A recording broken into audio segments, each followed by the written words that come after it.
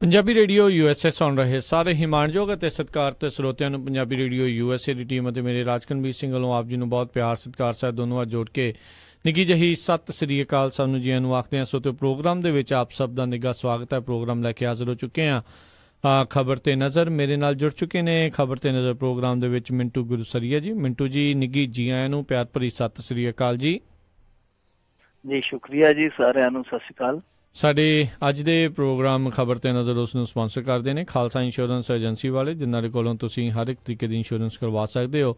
Insurance ਬਾਰੇ ਪਤਾ ਕਰਨ ਲਈ ਕਾਲ ਕਰੋ ਨੰਬਰ 408-272-2500 ਦੇ ਉੱਤੇ। ਕ੍ਰਿਸ਼ਨ ਧਨੋਤਾ ਜੀ ਯੂਨੀਵਰਸਿਟੀ ਤੋਂ, ਗੁਰਵਿੰਦਰ ਸਿੰਘ ਅਵਤਾਰ ਸਿੰਘ ਚਾਂਦੀ ਆਰਨੋ ਐਕਸਪ੍ਰੈਸ ਵਾਲੇ ਕੋਚੈਲਾ ਤੋਂ, ਜੱਸੀ ਗੱਲ ਪਲੰਬਿੰਗ ਵਾਲੇ, ਤਲਵਿੰਦਰ ਸਿੰਘ, ਪ੍ਰੀਤਮ ਸਿੰਘ, ਲਾਲੀ ਸਿੱਧੂ ਜੀ ਸਾਰੇ ਜਣੇ ਬੇਕਰਸਫੀਲਡ ਤੋਂ, ਬਚਿੱਤਰ ਸਿੰਘ ਚਾਹਲ ਫਰੈਜ਼ਨੋ ਤੋਂ। ਇਹਨਾਂ ਸਾਰਿਆਂ ਦਾ ਬਹੁਤ ਬਹੁਤ ਧੰਨਵਾਦ। ਜੇਕਰ ਤੁਸੀਂ ਜਾਂ ਕੋਈ ਹੋਰ ਕਾਰੋਬਾਰ ਇਸ ਪ੍ਰੋਗਰਾਮ ਨੂੰ ਸਪਾਂਸਰ ਕਰਨਾ ਚਾਹੁੰਦੇ ਹੋ, ਸੰਪਰਕ ਕਰੋ ਨੰਬਰ 408-722-7698 ਦੇ ਉੱਤੇ। ਮਿੰਟੂ ਗੁਰਸਰੀਆ ਜੀ, ਗੱਲਬਾਤ ਦਾ ਸਿਲਸਿਲਾ ਸ਼ੁਰੂ ਕਰਦੇ ਹਾਂ। ਯੁਵਰਾਜ ਸਿੰਘ ਤੇ ਉਹਦੇ ਟੱਬਰ ਦੇ ਉੱਤੇ ਘਰੇਲੂ ਹਿੰਸਾ ਦਾ ਕੇਸ ਦਰਜ। ਇਹਦੇ ਉਹ ਹੋਈ ਹੈ ਨਾ, ਜਿਵੇਂ ਚੁੱਪ ਭੀਸ਼ਮ ਰਹੇ ਔਰ ਮਹਾਭਾਰਤ ਹੋ ਗਈ। ਇਹ ਤਾਂ ਵਿਚਾਰਾ ਚੁੱਪ ਹੀ ਰਿਹਾ ਤੇ ਟੱਬਰ ਚ ਮਹਾਭਾਰਤ ਹੋ ਗਈ ਤੇ ਮਹਾਭਾਰਤ ਫਿਰ ਮੁੜ ਕੇ ਗਲੀਆਂ ਤੱਕ ਚਲੇਗੀ। ਤੇ ਉਹ ਰਾਮੂ ਵਾਲੀਆ ਸਾਹਿਬ ਨੇ ਆਖਿਆ ਸੀਗਾ ਨਾ, ਜਿਹੜੇ ਬਹੁਤ ਵੱਡੇ ਕਵਿਸ਼ਰ ਹੋਏ, ਉਹਨਾਂ ਆਖਿਆ ਸੀਗਾ ਕਿ ਤਾਗਾ ਤਾਗਾ ਹੋ ਜਾਂਦੀ ਕਬੀਲਦਾਰੀ, ਜੇਕਰ ਗੰਢ ਇਤਫਾਕ ਦੀ ਖੁੱਲ ਜਾਵੇ। ਬਿਨਾ ਮਾਲੀ ਦੇ ਬਾਗ ਵਰਾਨ ਹੁੰਦਾ ਤੇ ਬਾਜ ਪਾਣੀਆਂ ਦੇ ਫਸਲ ਹੁੱਲ ਜਾਵੇ ਜੀ। ਇਹਨਾਂ ਦੇ ਬਾਗ ਦਾ ਮਾਲੀ ਸੀ ਯੋਗਰਾਜ। ਯੋਗਰਾਜ ਅੱਡ ਆ, ਉਹਦੀ ਆਪਣੀ ਘਰ ਵਾਲੀ ਨਾਲ ਨਹੀਂ ਬਣਦੀ, ਟੱਬਰ ਅੱਡ ਹੋ ਗਿਆ। ਇਹਦਾ ਭਰਾ ਆ ਯੋਗਰਾਜ ਦਾ, ਯੁਵਰਾਜ ਦਾ ਜੋਰਾਵਰ ਉਹਦਾ ਨਾਂ ਆ। ਉਹਦੀ ਸ਼ਾਦੀ ਹੋਈ ਸੀ ਇੱਕ ਮਾਡਲ ਸੀ ਕੁੜੀ, ਆਕਾਂਕਸ਼ਾ। ਆਕਾਂਕਸ਼ਾ ਉਹ ਆ ਜਿਹਨੇ ਬਿਗ ਬੌਸ 10 ਦੇ ਵਿੱਚ ਹਿੱਸਾ ਵੀ ਲਿਆ ਸੀ, ਪਾਰਟੀਸਪੇਟ ਕੀਤਾ ਸੀਗਾ। ਉਹਦੇ ਨਾਲ ਉਹਦੇ ਹਸਬੈਂਡ ਦੀ ਨਹੀਂ ਬਣੀ, ਦੋਵਾਂ ਜੀਆਂ ਚ ਵਿਗਾੜ ਪੈ ਗਿਆ। ਫਿਰ ਵਿਗਾੜ ਸੜਕਾਂ ਤੱਕ ਵੀ ਚਲੇ ਗਿਆ, ਬਹੁਤ ਜ਼ਿਆਦਾ ਇੱਕ ਦੂਜੇ ਦੀ ਇਹਨਾਂ ਨੇ ਮਿੱਟੀ ਪੱਟੀ। ਹੁਣ ਇਹ ਮਸਲਾ ਜਿਹੜਾ ਉਹ ਕੋਰਟ ਕਚਹਿਰੀ ਤੱਕ ਵੀ ਚਲੇ ਗਿਆ। ਜਿਵੇਂ ਗੁਰਦਾਸ ਮਾਨ ਨੇ ਆਖਿਆ ਸੀ, ਕੋਰਟ ਕਚਹਿਰੀ ਵਿੱਚ ਮੁੱਕ ਜੂ, ਜਿਹੜਾ ਦਿਲ ਚੋਂ ਨਹੀਂ ਮੁੱਕਦਾ। ਇੱਕ ਵਾਰੀ ਰੌਲਾ ਜੇ ਪੈ ਜੇ ਘਰ ਦੀ ਵੰਡੀ ਦਾ, ਸੋ ਘਰ ਦੀ ਵੰਡੀ ਦਾ ਰੌਲਾ ਪੈ ਗਿਆ। ਹੁਣ ਇਹਦੀ ਮਾਂ ਨੇ ਯੋਗਰਾਜ ਦੀ ਘਰ ਦੀ, ਜਿਹੜਾ ਨਾਂ ਸ਼ਬਨਮ ਸਿੰਘ ਆ, ਉਹਨੇ ਇਹਦੇ ਖਿਲਾਫ ਕੰਪਲੇਂਟ ਫਾਈਲ ਕਰਵਾਤੀ ਸੀਗੀ ਕਿ ਇਹ ਸਾਡੇ ਗਹਿਣੇ ਲੈ ਕੇ ਚਲੇ ਗਈ ਆ। ਉਹਨੇ ਜਦੋਂ ਕੰਪਲੇਂਟ ਫਾਈਲ ਕਰਾਈ ਤੇ ਉਹ ਫਿਰ ਬੀਬੀ ਜਿਹੜੀ ਉਹ ਅੱਗੋਂ ਛੱਤੀਆਂ ਦੀਆਂ 38 ਸੁਣਾਉਣ ਲੱਗ ਪਈ। ਉਹਨੇ ਬਿਗ ਬੌਸ ਦੇ ਵਿੱਚ ਜਾ ਕੇ ਆਖ ਦਿੱਤਾ ਸੀਗਾ ਕਿ ਯੁਵਰਾਜ ਜਿਹੜਾ ਖਿਡਾਰੀ ਬਣਿਆ ਫਿਰਦਾ, ਭਾਰਤ ਦਾ ਨਾਇਕ ਬਣਿਆ ਫਿਰਦਾ, ਇਹਨੂੰ ਗਾਂਜੇ ਪੀਂਦੇ ਨੂੰ ਤੇ ਮੈਂ ਆਪ ਵੇਖਿਆ। ਇਸ ਤਰ੍ਹਾਂ ਉਹਨੇ ਬਹੁਤ ਸਾਰੀਆਂ ਗੱਲਾਂ ਕੀਤੀਆਂ ਸਨ। ਫੇਰ ਹੋਇਆ ਕਿ ਯੁਵਰਾਜ ਤੇ ਉਹਦੀ ਮਾਂ ਅਦਾਲਤ ਚ ਵੀ ਚਲੇ ਗਏ ਸਨ ਕਿ ਇਸ ਬੀਬੀ ਦੀਆਂ ਖਬਰਾਂ ਨਾ ਮੀਡੀਆ ਲਾਵੇ, ਹਵਾ ਤਵਾ ਬਹੁਤ ਬੋਲਦੀ ਹੈ। ਹਾਈ ਕੋਰਟ ਨੇ ਆਖਿਆ ਸੀ, ਉਹਨੇ ਆਖਿਆ ਤੁਹਾਡਾ ਘਰੇਲੂ ਝਗੜਾ ਹੈ, ਤੁਸੀਂ ਜੇ ਕਿਸੇ ਵਧੀਕੀ ਦਾ ਸ਼ਿਕਾਰ ਹੁੰਦੇ ਹੋ ਤਾਂ ਤੁਸੀਂ ਉਹਦੀ ਕੰਪਲੇਂਟ ਕਰ ਦਿਓ, ਪਰ ਅਸੀਂ ਮੀਡੀਆ ਨੂੰ ਕਿਵੇਂ ਰੋਕ ਸਕਦੇ ਹਾਂ ਕਿ ਤੁਹਾਡੇ ਟੱਬਰ ਦੀਆਂ ਖਬਰਾਂ ਨਾ ਲਾਉਣ, ਕਿਉਂਕਿ ਤੁਹਾਡਾ ਟੱਬਰ ਕਿਸੇ ਝਗੜੇ ਦਾ ਸ਼ਿਕਾਰ ਹੈ ਤਾਂ ਹੀ ਖਬਰਾਂ ਆ ਰਹੀਆਂ ਨੇ ਨਾ ਜੀ। ਉਸ ਤੋਂ ਬਾਅਦ ਫਿਰ ਹੁਣ ਉਹਨੇ ਜਾ ਕੇ ਕੋਰਟ ਦੇ ਵਿੱਚ ਇਹ ਗੱਲ ਆਖੀ ਆ ਕਿ ਇਹ ਜਿਹੜਾ ਪਰਿਵਾਰ ਸੀਗਾ ਉਹ ਮੇਰੇ ਨਾਲ ਵਾਇਲੈਂਸ ਕਰਦਾ ਸੀਗਾ, ਹਿੰਸਾ ਕਰਦਾ ਸੀਗਾ, ਔਰ ਉਹਨੇ ਯੁਵਰਾਜ ਦਾ ਨਾਮ ਵੀ ਵਿੱਚ ਰਖਾ ਦਿੱਤਾ। ਔਰ ਜਿਹੜੀ ਉਹਦੀ ਵਕੀਲ ਆ, ਉਹਨੂੰ ਜਦੋਂ ਪੁੱਛਿਆ ਗਿਆ ਕਿ ਯੁਵਰਾਜ ਦਾ ਇਹਦੇ ਮਸਲੇ ਨਾਲ ਕੀ ਤਾਲੁਕਾਤ ਆ, ਉਹਦੀ ਵਕੀਲ ਨੇ ਆਖਿਆ, ਉਹਨੇ ਆਖਿਆ ਇਹ ਇਕੱਲੀ ਘਰੇਲੂ ਹਿੰਸਾ ਜਿਹੜੀ ਹੁੰਦੀ ਆ, ਇਹ ਸਿਰਫ ਸਰੀਰਕ ਹਿੰਸਾ ਨਹੀਂ ਹੁੰਦੀ। ਜੇ ਕੋਈ ਉਹਨੂੰ ਵੇਖ ਕੇ ਚੁੱਪ ਕਰ ਰਹਿੰਦਾ ਤੇ ਉਹ ਵੀ ਬਰਾਬਰ ਦਾ ਨਾਲ ਗੁਨਾਹਗਾਰ ਮੰਨਿਆ ਜਾਂਦਾ। ਔਰ ਦੂਜੀ ਗੱਲ ਉਹ ਕਹਿੰਦੀ ਕਿ ਇਸ ਕੁੜੀ ਤੇ ਆਕਾਂਕਸ਼ਾ ਤੇ ਜੋ ਅੱਡ ਹੋਈ ਆ ਯੁਵਰਾਜ ਦੀ ਭਰਜਾਈ, ਦਬਾਅ ਪਾਇਆ ਜਾਂਦਾ ਸੀਗਾ ਕਿ ਬੱਚਾ ਪੈਦਾ ਕਰ, ਬੱਚਾ ਪੈਦਾ ਕਰ, ਔਰ ਉਸ ਦਬਾਅ ਦੇ ਵਿੱਚ ਯੁਵਰਾਜ ਵੀ ਸ਼ਾਮਲ ਆ। ਸੋ ਇਹਦੇ ਖਿਲਾਫ ਹੀ ਜਿਹੜਾ ਕੇਸ ਉਹਨਾਂ ਨੇ ਫਾਈਲ ਕਰ ਦਿੱਤਾ। ਹੁਣ ਅੱਗੋਂ ਦੇਖੋ ਕੀ ਬਣਦਾ। ਪਰ ਇੱਕ ਵਾਰੀ ਯੁਵਰਾਜ ਦੇ ਤਾਂ ਵੈਸੇ ਵੀ ਕ੍ਰਿਕਟ ਦੇ ਖਿਡਾਰੀ ਦੇ ਤੌਰ ਤੇ ਸਿਤਾਰੇ ਗਰਦਿਸ਼ ਦੇ ਵਿੱਚ ਚੱਲਦੇ ਪਏ ਆ ਜੀ, ਉਤੋਂ ਇਹ ਜਿਹੜੀ ਮੁਸੀਬਤ ਪੈ ਗਈ ਆ, ਇਹ ਕਿਸੇ ਨਾ ਕਿਸੇ ਸਮੇਂ ਜਾ ਕੇ ਅੱਗੇ ਮਹਿੰਗੀ ਵੀ ਪੈ ਸਕਦੀ ਆ। ਪਰ ਇਹਦੇ 'ਚ ਇੱਕ ਗੁੰਜਾਇਸ਼ ਬਣੀ ਰਹਿੰਦੀ ਹੈ ਕਿਉਂਕਿ ਝਗੜਾ ਘਰੇਲੂ ਆ, ਹੋ ਸਕਦਾ ਨਿਪਟਾਰਾ ਵੀ ਹੋ ਜਾਵੇ। ਪਰ ਉਸ ਬੀਬੀ ਨੇ ਜਿਸ ਤਰੀਕੇ ਨਾਲ ਇਸ ਸਾਰੇ ਟੱਬਰ ਨੂੰ ਇੱਕ ਵਾਰੀ ਸੂਈ ਦੇ ਨੱਕੇ 'ਚ ਲੰਘਾ ਦਿੱਤਾ, ਇਹਨਾਂ ਲਈ ਇੱਕ ਦਫਾ ਇਹ ਜਿਹੜੀ ਡਗਰ ਹੈ ਮੁਸ਼ਕਿਲ ਜਾਪਦੀ ਹੈ। ਜੀ ਜੀ ਜੀ ਅਗਲੀ ਜਿਹੜੀ ਆਪਾਂ ਗੱਲ ਕਰੀਏ, ਸ਼੍ਰੀ ਸ਼ਾਂਤ ਤੇ ਹਾਈ ਕੋਰਟ ਵੱਲੋਂ ਬਹਾਲ ਕੀਤੀ ਗਈ ਸਜ਼ਾ ਤੋਂ ਬਾਅਦ ਫਿਰ ਉੱਠੇ ਆ ਸਵਾਲ। ਅੱਜ ਕ੍ਰਿਕਟਰਾਂ ਦੀਆਂ ਹੀ ਖਬਰਾਂ ਜ਼ਿਆਦੀਆਂ ਨੇ ਜੀ। ਸ਼੍ਰੀ ਸੰਤ ਇੱਕ ਗੇਂਦ ਤੇ ਹੀ ਹੀਰੋ ਬਣ ਗਿਆ ਸੀ ਔਰ ਇੱਕ ਗੇਂਦ ਹੀ ਇਹਨੂੰ ਖਲਨਾਇਕ ਬਣਾ ਗਈ ਸੀ ਜੀ। ਇੱਕ ਗੇਂਦ ਕਿਹੜੀ ਸੀ? ਇਹ ਇੱਕ ਟਰੋਫੀ ਦਾ ਮੈਚ ਖੇਡਦਾ ਪਿਆ ਸੀ, ਲੋਕਲ ਟਰੋਫੀਆਂ ਜਿਹੜੀਆਂ ਹੁੰਦੀਆਂ ਜਿੱਦਾਂ ਰਣਜੀ ਟਰੋਫੀ ਹੁੰਦੀ ਹੈ, ਇਸ ਤਰ੍ਹਾਂ ਵਿਜੇ ਹਜ਼ਾਰੇ ਇੱਕ ਟਰੋਫੀ ਹੁੰਦੀ ਆ, ਉਹਦੇ ਵਿੱਚ ਵਨਡੇ ਮੈਚ ਖੇਡਦਾ ਪਿਆ ਸੀਗਾ ਤੇ ਉਸੇ ਟੀਮ ਦੇ ਅਗੇਂਸਟ ਸਚਿਨ ਤੰਦੂਲਕਰ ਖੇਡਦਾ ਪਿਆ ਸੀ। ਇਹਨੇ ਯਾਰਕਰ ਮਾਰਿਆ ਤੇ ਸਚਿਨ ਤੰਦੂਲਕਰ ਦੇ ਪੈਰ ਕੱਢਤੇ ਸਨ, ਬੋਲਡ ਕਰ ਦਿੱਤਾ। ਉਸ ਗੇਂਦ ਨੇ ਇਸ ਬੰਦੇ ਦੀ ਜ਼ਿੰਦਗੀ ਬਦਲ ਦਿੱਤੀ ਹੈ। ਪਰ ਇੱਕੋ ਹੀ ਗੇਂਦ ਸੀ ਜਿਹਨੇ ਇਹਦੀ ਜ਼ਿੰਦਗੀ ਫੇਰ ਬਦਲ ਦਿੱਤੀ। ਉਹ ਗੇਂਦ ਉਹ ਸੀਗੀ ਕਿ ਇਹਨੇ ਚਿੱਟਾ ਰੁਮਾਲ ਹਿਲਾ ਕੇ ਜਦੋਂ ਨੋ ਬਾਲ ਕੀਤੀ ਸੀਗੀ IPL ਦੇ ਵਿੱਚ, ਔਰ ਉਹ ਚਿੱਟਾ ਰੁਮਾਲ ਆਮ ਤੌਰ ਤੇ ਸ਼ਾਂਤੀ ਦਾ ਸੰਦੇਸ਼ ਹੁੰਦਾ, ਪਰ ਇਹ ਬਾਹਰ ਬੈਠਾ ਸੱਟੇਬਾਜ਼ਾਂ ਨੂੰ ਅਸ਼ਾਂਤੀ ਦਾ ਸੰਦੇਸ਼ ਦਿੰਦਾ ਪਿਆ ਸੀ ਕਿ ਚੱਕ ਦਿਓ ਫੱਟਾ। ਉਹ ਫਿਰ ਸਾਰਾ ਕੁਛ ਹੈ ਜਿਹੜਾ ਉਹਦੀ ਪੋਲ ਖੁੱਲ ਗਈ। ਉਸ ਤੋਂ ਬਾਅਦ BCCI ਨੇ ਇਹਦੇ ਤੇ ਲਾਈਫ ਟਾਈਮ ਬੈਨ ਲਾ ਦਿੱਤਾ ਸੀਗਾ ਜੀ। ਇਹ ਕੋਰਟ 'ਚ ਚਲੇ ਗਿਆ। ਕੋਰਟ 'ਚ ਜਾਣ ਤੋਂ ਬਾਅਦ ਉੱਥੇ ਕੇਸ ਚੱਲਿਆ। ਕੇਸ ਚੱਲਣ ਤੋਂ ਬਾਅਦ ਇਹਦਾ ਫੈਸਲਾ ਆਇਆ। ਕੋਰਟ ਨੇ BCCI ਦੇ ਫੈਸਲੇ ਨੂੰ ਉਲਟ ਦਿੱਤਾ। ਉਹਨਾਂ ਆਖਿਆ ਕਿ ਨਹੀਂ, ਲਾਈਫ ਟਾਈਮ ਜੋ ਇਹਦੇ ਤੇ ਬੈਨ ਲੱਗਾ ਉਹ ਜਾਇਜ਼ ਨਹੀਂ। ਉਹਨਾਂ ਨੇ ਹਟਾ ਦਿੱਤਾ ਬੈਨ। ਹੋਇਆ ਕਿ BCCI ਉਸ ਫੈਸਲੇ ਦੇ ਉਲਟ ਹਾਈ ਕੋਰਟ 'ਚ ਚਲੇ ਗਈ। ਹਾਈ ਕੋਰਟ ਨੇ ਆਖਿਆ ਕਿ ਨਹੀਂ, ਲੋਅਰ ਕੋਰਟ ਨੇ ਗਲਤ ਕੀਤਾ।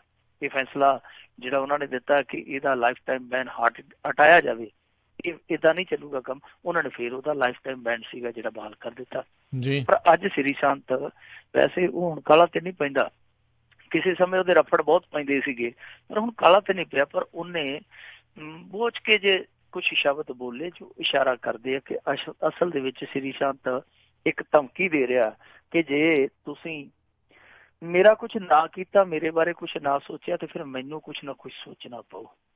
ਹੁਣ ਉਹ ਐਸੀ ਗੱਲ ਕਿਉਂ ਕਹਿੰਦਾ ਪਿਆ, ਇਹਦੇ ਬਾਰੇ ਬਹੁਤ ਸਾਰੇ ਇੱਥੇ ਚਰਚੇ ਚੱਲਦੇ ਪਏ ਆ।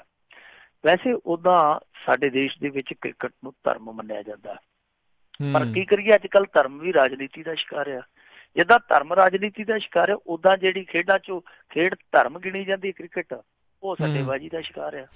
ਦੋਵਾਂ 'ਚ ਗੰਦਲਾ ਪਾਉਂਦੇ। ਹੁਣ ਜਿਹੜੀ ਸੱਟੇਬਾਜ਼ੀ ਦੀ ਖੇਡ ਸ਼੍ਰੀ ਸੰਤ ਹੋਰਾਂ ਨੇ ਖੇਡੀ, ਸ਼੍ਰੀ ਸੰਤ ਫੜਿਆ ਗਿਆ ਚੋਰ ਆ, ਜਿਹੜਾ ਬਚ ਗਿਆ ਉਹ ਜੰਗਲ 'ਚ ਨੱਚਦਾ ਮੋਰ ਆ, ਉਹਨੂੰ ਕਿਸੇ ਨੇ ਨਹੀਂ ਦੇਖਿਆ ਜੀ। ਹੁਣ ਸ਼੍ਰੀ ਸੰਤ ਜਿਹੜਾ ਸੰਕੇਤ ਦਿੰਦਾ ਪਿਆ ਕੀ ਹੋ ਸਕਦਾ, ਸੋਚਣਾ ਜ਼ਰੂਰੀ ਆ। ਤਾਂ ਅਸਲ ਦੇ ਵਿੱਚ ਕੀ ਆ ਕਿ ਜਿਹੜੀ ਇਹ ਜਾਂਚ ਪੜਤਾਲ ਹੋਈ ਸੀਗੀ, ਉਸ ਸਮੇਂ ਇਹਨਾਂ ਨੇ ਕੁਛ ਜਸਟਿਸ ਲਾਏ ਸਨ ਜਾਂਚ ਪੜਤਾਲ ਤੇ, ਉਹਨਾਂ ਨੇ ਜਿਹੜੀ ਰਿਪੋਰਟ ਦਿੱਤੀ ਸੀਗੀ ਅਸਲ ਦੇ ਵਿੱਚ ਉਹ ਇਹ ਸੀਗੀ ਕਿ 13 ਖਿਡਾਰੀ ਹੋਰ ਇਸ ਰਿਪੋਰਟ ਦੇ ਵਿੱਚ ਦਾਗੀ ਪਾਏ ਗਏ ਸਨ, ਇਸ ਖੇਡ 'ਚ ਸ਼ਾਮਲ ਪਾਏ ਗਏ ਸਨ। ਹੁਣ ਅਸਲ 'ਚ ਸ਼੍ਰੀ ਸੰਤ ਉਹਨਾਂ 13 ਖਿਡਾਰੀਆਂ ਬਾਰੇ ਜਾਣਦਾ, ਕਿਉਂਕਿ ਸਾਰੇ ਇੱਕੋ ਮਾਲਾ ਦੇ ਮਣਕੇ ਸਨ ਨਾ, ਮਣਕੇ ਦੇ ਨਾਲ ਮਣਕਾ ਕਹਿੰਦਾ ਹੁੰਦਾ ਜੀ। ਉਹਨੂੰ ਪਤਾ ਉਹਦਾ ਅਸਲ ਦੇ ਵਿੱਚ ਕਹਿਣ ਦਾ ਮਤਲਬ ਇਹ ਆ ਕਿ ਮੇਰਾ ਵੀ ਕੁਝ ਸੋਚੋ, ਮੇਰਾ ਇਕੱਲੇ ਦਾ ਕੀ ਕਸੂਰ ਆ। ਉਹ ਜਿਹੜੇ 13 ਜਾਂ ਤੇ ਉਹਨਾਂ ਦੇ ਨਾਮਾਂ ਦਾ ਵੀ ਖੁਲਾਸਾ ਕਰੋ, ਕਿਉਂਕਿ ਜਿਹੜੀ ਪੜਤਾਲੀਆ ਕਮੇਟੀ ਸੀਗੀ ਉਹਨੇ ਸੀਲਬੰਦ ਲਿਫਾਫੇ 'ਚ ਉਹ 13 ਦੇ 13 ਨਾਂ ਸੁਪਰੀਮ ਕੋਰਟ 'ਚ ਰੱਖ ਦਿੱਤੇ ਸਨ। ਸੁਪਰੀਮ ਕੋਰਟ ਨੇ ਹਾਲੇ ਤੱਕ ਉਹ ਨਾਂ ਨਹੀਂ ਉਜਾਗਰ ਕੀਤੇ। ਉਹ ਇਸ ਕਰਕੇ ਨਹੀਂ ਕੀਤੇ, ਉਹ ਕਹਿੰਦੇ ਕਿ ਇਹਦੇ 'ਚ ਖੇਡ ਦੇ ਹਿੱਤਾਂ ਦਾ ਨੁਕਸਾਨ ਆ, ਸੋ ਉਹ ਨਾਂ ਜਿਹੜੇ ਉਹ ਕੌਨਫੀਡੈਂਸ਼ੀਅਲ ਰੱਖ ਦਿੱਤੇ ਗਏ। ਹੁਣ 13 ਨਾਂ ਕਿਹੜੇ ਕਿਹੜੇ ਆ, ਉਹਨਾਂ 'ਚੋਂ ਇੱਕ ਤੇ ਨਾਂ ਉਹਦਾ ਵੀ ਦੱਸਿਆ ਜਾਂਦਾ ਜਿਹਦੇ ਨਾਂ ਤੇ ਅੱਜ ਕੱਲ੍ਹ ਫਿਲਮਾਂ ਵੀ ਬਣਦੀਆਂ ਪਈਆਂ ਨੇ। ਪਹਿਲਾਂ ਕਪਤਾਨੀ ਵੀ ਕਰਦਾ ਹੁੰਦਾ ਸੀ, ਵੈਸੇ ਅੱਜ ਕੱਲ੍ਹ ਖੇਡਦਾ ਪਿਆ। ਇੱਕ ਹੋਰ ਮੁੰਡਾ UP ਦਾ, ਉਹਦਾ ਨਾਂ ਵੀ ਆ, ਉਹ ਅੱਜ ਕੱਲ੍ਹ ਟੀਮ 'ਚੋਂ ਬਾਹਰ ਚੱਲਦਾ ਪਿਆ। ਇਸ ਤਰ੍ਹਾਂ ਹੋਰ ਵੀ ਨਾਂ ਨੇ, ਇਹ 13 ਕੁੱਲ ਨਾਂ ਨੇ। ਔਰ ਦੇਖੋ ਇੱਕ ਚੀਜ਼ ਜਿਹੜੀ ਸਾਹਮਣੇ ਨਿਕਲ ਆਈ ਸੀ ਇਸ ਜਾਂਚ ਪੜਤਾਲ 'ਚੋਂ, ਕਿਉਂਕਿ ਕੁਛ ਨਾਂ ਨਸ਼ਰ ਹੋ ਗਏ ਸੀ ਅਦਾਲਤ 'ਚ, ਉਹ ਕੋਈ ਟੈਕਨੀਕਲ ਗਲਤੀ ਸੀ, ਪਰ ਉਹ ਨਾਂ ਬਾਹਰ ਨਹੀਂ ਆਏ। ਉੱਦਾਂ ਮੀਡੀਆ 'ਚ ਪਤਾ ਲੱਗ ਗਿਆ ਸੀ ਆਫ ਦੀ ਰਿਕਾਰਡ ਕਿ ਕਿਹੜੇ ਕਿਹੜੇ ਨਾਮ ਹੈ, ਵੱਡੇ ਨਾਮ ਸੀਗੇ। ਹੁਣ ਗੱਲ ਕੀ ਬਣਦੀ ਪਈ ਆ, ਗੱਲ ਇਹ ਬਣਦੀ ਪਈ ਕਿ ਇਹਨਾਂ 'ਚ ਇੱਕ ਬਹੁਤ ਵੱਡਾ ਕ੍ਰਿਕਟ ਸਟਾਰ ਅੱਜ ਵੀ ਭਾਰਤੀ ਕ੍ਰਿਕਟ ਟੀਮ 'ਚ ਖੇਡਦਾ। ਜਿਸ ਦਿਨ ਉਹ ਬੈਟਿੰਗ ਕਰਨ ਉਤਰਿਆ ਸੀ IPL ਦੇ ਵਿੱਚ, ਤਾਂ ਉਹਦੇ ਦੋਨੇ ਹੀ ਨੰਬਰ ਚੱਲਦੇ ਪਏ ਸਨ ਉਸ ਦਿਨ, ਉਹਨੇ ਆਫ ਨਹੀਂ ਕੀਤੇ ਜੀ। ਔਰ ਕਮਾਲ ਦੀ ਗੱਲ ਹੈ ਕਿ ਉਹਦੇ ਕੋਲ 2 ਨੰਬਰ ਹੋਰ ਵੀ ਸੀਗੇ ਜਿਹੜੇ ਉਹਨੇ ਰਜਿਸਟਰਡ ਨਹੀਂ ਸੀ ਕਰਵਾਏ BCCI ਕੋਲ। ਤਾਂ ਜਦੋਂ ਜਾਂਚ ਪੜਤਾਲ ਕਮੇਟੀ ਨੇ ਉਹਨੂੰ ਪੁੱਛਿਆ ਕਿ ਜਿੱਦਣ ਤੂੰ ਬੈਟਿੰਗ ਕਰਨ ਉਤਰਿਆ ਸੀਗਾ ਔਰ ਉੱਥੇ ਬਹੁਤ ਘੱਟ ਰਨ ਬਣਾ ਕੇ ਆਊਟ ਹੋਇਆ ਸੀਗਾ, ਉਦੋਂ ਤੇਰਾ ਫੋਨ ਕਿੱਥੇ ਸੀ? ਉਹ ਕਹਿੰਦਾ ਜੀ, ਪਹਿਲਾਂ ਤਾਂ ਕਹਿੰਦਾ ਫੋਨ ਮੇਰਾ ਬੰਦ ਸੀ। ਉਹਨਾਂ ਆਖਿਆ ਵੇਖ ਲਾ। ਕਹਿੰਦਾ ਨਹੀਂ ਜੀ, ਫੋਨ ਸੱਚ ਉਦੋਂ ਚੱਲਦਾ ਸੀ। ਉਹਨਾਂ ਕਿਹਾ ਤੂੰ ਬੰਦ ਕਿਉਂ ਨਹੀਂ ਕੀਤਾ? ਕਿਉਂਕਿ ਕ੍ਰਿਕਟਰਾਂ ਨੂੰ ਇਹ ਫੋਨ ਬੰਦ ਕਰਨਾ ਜ਼ਰੂਰੀ ਹੁੰਦਾ ਜਦੋਂ ਗਰਾਊਂਡ 'ਚ ਉਤਰਦੇ ਆ। ਤੇ ਉਹ ਕਹਿੰਦਾ ਜੀ ਉਸ ਦਿਨ ਮੇਰੀ ਗਰਲਫ੍ਰੈਂਡ ਕੋਲ ਫੋਨ ਸੀ। ਉਹਨਾਂ ਨੇ ਆਖਿਆ ਅੱਛਾ। ਉਹਨਾਂ ਨੇ ਕੱਢ ਕੇ ਦੂਜੇ ਮੋਬਾਈਲ ਦੀ ਕਾਲ ਡਿਟੇਲ ਅੱਗੇ ਰੱਖ ਦਿੱਤੀ। ਕਹਿੰਦੇ ਤੇਰੇ ਨੰਬਰ ਤੋਂ ਇਸ ਬੁੱਕੀ ਦੇ ਨੰਬਰ ਤੇ ਸਿੱਧੀ ਗੱਲਬਾਤ ਹੁੰਦੀ ਰਹੀ ਆ, ਸਾਰੀ ਇਨਫੋਰਮੇਸ਼ਨ ਜਾਂਦੀ ਰਹੀ ਆ। ਫਿਰ ਉੱਥੇ ਰੋਣ ਲੱਗ ਪਿਆ, ਪੈਰ ਫੜ ਲਏ ਉਹਨਾਂ ਦੇ ਕਿ ਮੇਰੀ ਜ਼ਿੰਦਗੀ ਖਤਮ ਹੋ ਜਾਊਗੀ, ਮੈਂ ਤੇ ਇੱਥੇ ਮਸਾਂ ਤੱਕ ਪਹੁੰਚਿਆ। ਫਿਰ ਇੱਕ ਖਿਡਾਰੀ ਹੋਰ ਫਸ ਗਿਆ। ਉਸ ਖਿਡਾਰੀ ਨੂੰ ਜਦੋਂ ਪੁੱਛ ਪੜਤਾਲ ਲਈ ਬੁਲਾਇਆ ਗਿਆ, ਪਹਿਲਾਂ ਤੇ ਉਹਨੇ ਪੈਰਾਂ ਤੇ ਪਾਣੀ ਨਾ ਪੈਣ ਦਿੱਤਾ। ਜਦੋਂ ਉਹਨਾਂ ਨੇ ਲਿਆ ਕੇ ਬੁੱਕੀ ਸੱਟੇਬਾਜ਼ ਅੱਗੇ ਖਿਲਾਰ ਦਿੱਤਾ, ਕਹਿੰਦੇ ਜਾਣਦਾ, ਤੇ ਫਿਰ ਉਹਨੇ ਪੈਰ ਫੜ ਲਏ। ਉਹ ਵੀ ਬਹੁਤ ਵੱਡਾ ਸਟਾਰ ਸੀਗਾ। ਸੋ ਇੱਕ ਹੋਰ ਵੀ ਮਾਮਲਾ ਹੈ, ਤੁਸੀਂ ਸੁਣਿਆ ਹੋਣਾ, ਜਦੋਂ ਸਾਊਥ ਅਫਰੀਕਾ ਦਾ ਕਪਤਾਨ ਜਿਹੜਾ ਮਰ ਗਿਆ ਸੀ ਬਾਅਦ ਚ, ਹੈਂਸੀ ਕਰੋਨੀ, ਜਦੋਂ ਉਹਨੇ ਪੱਤੇ ਖੋਲੇ ਸੀ, ਉਹਦੇ ਵਿੱਚ ਸਾਡੇ ਭਾਰਤੀ ਬਹੁਤ ਵੱਡੇ ਵੱਡੇ ਸਟਾਰ ਫਸ ਗਏ ਸੀ। ਇਹਨਾਂ ਨੇ ਅਜ਼ਹਰਉਦੀਨ ਝਟਕਾਤਾ। ਔਰ ਇੱਕ ਬਹੁਤ ਵੱਡਾ ਕ੍ਰਿਕਟਰ ਜਿਹਨੂੰ ਕਿ ਪੂਜਿਆ ਵੀ ਜਾਂਦਾ, ਲੀਜੈਂਡ ਕਿਹਾ ਜਾਂਦਾ, ਉਹਨੇ ਉਦੋਂ ਇੱਕ ਬਹੁਤ ਵੱਡੇ ਰਾਜਨੀਤਿਕ ਇੱਕ ਰਾਜਨੀਤਿਕ ਸ਼ਖਸ ਦੇ ਪੈਰ ਫੜ ਲਏ, ਉਹ ਬਚ ਗਿਆ, ਪਰ ਅਜ਼ਹਰਉਦੀਨ ਦੀ ਬਲੀ ਦੇ ਦਿੱਤੀ ਗਈ। ਹੁਣ ਠੀਕ ਉਸੇ ਤਰ੍ਹਾਂ ਹੀ ਕੰਮ ਹੁੰਦਾ ਪਿਆ। ਸ੍ਰੀ ਸੰਤ ਦਾ ਕਹਿਣ ਦਾ ਮਤਲਬ ਇਹੋ ਹੀ ਆ ਕਿ ਜੇ ਤੁਸੀਂ ਉਹ ਤੇਰਾ ਨਾਂ ਬਚਾਉਣ ਲਈ ਇਸ ਤਰ੍ਹਾਂ ਦਾ ਤੇਰਾ ਮੇਰਾ ਫਰਕ ਰੱਖ ਸਕਦੇ ਹੋ, ਤਾਂ ਫਿਰ ਉਹ ਤੇਰਾ ਨਾਂ ਮੈਂ ਖੋਲ ਦੇਊਂਗਾ। ਇਹ ਦੇਖਦੇ ਆ ਹੁਣ ਸ੍ਰੀ ਸੰਤ ਉਹ ਤੇਰਾ ਨਾਂ ਕਦੋਂ ਖੋਲਦਾ ਹੈ। ਉਹ ਕਹਿੰਦਾ ਕਿ ਮੇਰਾ ਨਾਂ ਤਾਂ ਬਦਨਾਮ ਹੋ ਗਿਆ, ਫਿਰ ਤੇਰਾ ਨਾਂ ਕਿਉਂ ਲੁਕਿਆ ਰਵੇ। ਸੋ ਤੇਰਾ ਨਾਂ ਉਹ ਕਦੋਂ ਤੇਰਾ ਦਾ ਨਾਂ ਬਾਹਰ ਕੱਢਦਾ ਦੇਖਣਾ ਹੋਏਗਾ। ਪਰ ਉਹ ਤੇਰਾ ਨਾਂ ਅੱਜ ਤੱਕ ਮੇਰੇ ਖਿਆਲ ਦੇ ਨਾਲ ਜਿਹਨੂੰ ਨਹੀਂ ਸੀ ਪਤਾ, ਉਹ ਵੀ ਪਤਾ ਲੱਗ ਗਿਆ ਤਕਰੀਬਨ ਕਿ 13 ਚੋਂ ਅੱਧੇ ਉਹ ਨਾਂ ਹੈ ਜਿਹੜੇ ਅੱਜ ਕੱਲ੍ਹ ਕ੍ਰਿਕਟ ਟੀਮ ਦਾ ਹਿੱਸਾ ਨੇ। ਜੀ ਜੀ ਜੀ। ਅਗਲੀ ਆਪਾਂ ਮਿੰਟੂ ਜੀ ਗੱਲ ਕਰੀਏ ਰਾਮਦੇਵ ਦੇ ਮਾਮਲੇ ਦੇ ਚ ਸੂਚਨਾ ਦੇਣ ਵਾਲੇ 2 ਅਧਿਕਾਰੀ ਹੋਏ ਤਬਾਦਲਿਆਂ ਦਾ ਸ਼ਿਕਾਰ। ਦੇਖੋ ਰਾਮਦੇਵ ਦਾ ਜਿੰਨਾ ਚੋਲਾ ਫੱਬਿਆ ਨਾ, ਮੇਰੇ ਖਿਆਲ ਦੇ ਨਾਲ ਇਹ ਤੇ ਅਮਿਤ ਸ਼ਾਹ ਦੇ ਮੁੰਡੇ ਨਾਲੋਂ ਵੀ ਤੇਜ਼ੀ ਨਾਲ ਵਿਕਾਸ ਕਰਦਾ ਪਿਆ। ਵੈਸੇ ਹੋ ਸਕਦਾ ਰਾਸ਼ਟਰ ਨਿਰਮਾਣ ਹੀ ਕਰਦਾ ਹੋਵੇ ਜਾਂ ਰਾਸ਼ਟਰ ਨੁਕਸਾਨ ਵੀ ਕਰਦਾ ਹੋ ਸਕਦਾ, ਪਰ ਬਾਬਾ ਬਹੁਤ ਕਮਾਈ ਕਰਦਾ ਪਿਆ ਇਸ ਸਮੇਂ। ਹੋਇਆ ਕੀ ਸੀਗਾ ਕਿ ਇਹਨੇ ਮਾਰਚ ਦੇ ਵਿੱਚ ਜਾ ਕੇ ਇੱਥੇ ਨਾਗਪੁਰ 'ਚ ਇੱਕ ਬੇਸ਼ਕੀਮਤੀ ਜ਼ਮੀਨ ਆਪਣੇ ਪਤੰਜਲੀ ਫੂਡ ਪਾਰਕ ਲਈ ਖਰੀਦੀ। ਔਰ ਕਮਾਲ ਦੀ ਗੱਲ ਤੇ ਇਹ ਹੈ ਕਿ ਉਹ ਜਿਹੜੀ ਜਗ੍ਹਾ ਸੀਗੀ ਉਹ ਸੀਗੀ ਏਅਰਪੋਰਟ ਅਥਾਰਟੀ ਦੀ, ਉਹਨਾਂ ਨੇ ਐਕਵਾਇਰ ਕੀਤੀ ਸੀਗੀ। ਇਹਨੂੰ ਉਹ ਜ਼ਮੀਨ ਦਿੱਤੀ ਗਈ 25 ਲੱਖ ਰੁਪਏ ਦੇ ਹਿਸਾਬ ਦੇ ਨਾਲ ਕਿੱਲਾ ਜੀ, ਜਦ ਕਿ ਬਾਜ਼ਾਰੂ ਕੀਮਤ ਉਹਦੀ 1 ਕਰੋੜ ਰੁਪਈਆ ਕਿੱਲਾ ਸੀ, ਜਿਹੜੀ ਕਿ ਪਹਿਲਾਂ ਐਕਵਾਇਰ ਹੋ ਚੁੱਕੀ ਹੈ। ਇਹਨੂੰ ਚੌਥੇ ਹਿੱਸੇ 'ਚ ਉਹਨਾਂ ਨੇ ਦੇ ਦਿੱਤੀ। ਔਰ ਕਿਸੇ ਖੋਜੀ ਨੂੰ ਪਤਾ ਲੱਗ ਗਿਆ ਕਿ ਏਦਾਂ ਹੋਇਆ, ਉਹਨੇ RTI ਪਾ ਦਿੱਤੀ। ਉਹਨੇ ਆਖਿਆ ਜੀ ਮੈਨੂੰ ਮਾੜਾ ਜਿਹਾ ਸਮਝਾਇਓ, ਮੈਨੂੰ ਸਮਝ ਨਹੀਂ ਆਉਂਦੀ ਪਈ ਕਿ ਇਹਨੂੰ ਏਡੇ ਸਸਤੇ ਦਾਮਾਂ ਤੇ ਆਉਣੇ ਪਾਉਣੇ ਦਾਮਾਂ ਤੇ ਕਿਵੇਂ ਇਹ ਜ਼ਮੀਨ ਜਿਹੜੀ ਦੇ ਦਿੱਤੀ ਗਈ। ਚਲੋ ਪਹਿਲੇ ਦੌਰ ਦੇ ਵਿੱਚ ਤੇ ਉਸ RTI ਦਾ ਜਵਾਬ ਨਹੀਂ ਦਿੱਤਾ। ਫਿਰ ਬਾਅਦ ਦੇ ਵਿੱਚ ਜਿਹੜਾ ਸੂਚਨਾ ਕਮਿਸ਼ਨਰ ਹੁੰਦਾ ਹੈ, ਅਪੀਲ ਉਹਦੇ ਕੋਲ ਚਲੇ ਗਈ। ਜਦੋਂ ਉਹਦੇ ਕੋਲ ਅਪੀਲ ਚਲੇ ਗਈ ਤੇ 2 ਜਿਹੜੇ ਅਫਸਰ ਸੀਗੇ ਉਹਨਾਂ ਨੇ ਚੱਕ ਕੇ ਤੇ ਉਹ ਸਾਰੀ ਇਨਫੋਰਮੇਸ਼ਨ ਸੀਗੀ ਜਿਹੜੀ ਫੜਾ ਦਿੱਤੀ। ਉਦੋਂ ਜਿਹੜੇ ਅਫਸਰ ਸੀ ਜਿਨ੍ਹਾਂ ਨੇ ਆਪਣਾ ਫਰਜ਼ ਨਿਭਾਇਆ, ਉਹਨਾਂ ਨੂੰ 12 ਦਿਨਾਂ ਦੇ ਵਿੱਚ ਹੀ ਤਬਦੀਲ ਕਰ ਦਿੱਤਾ।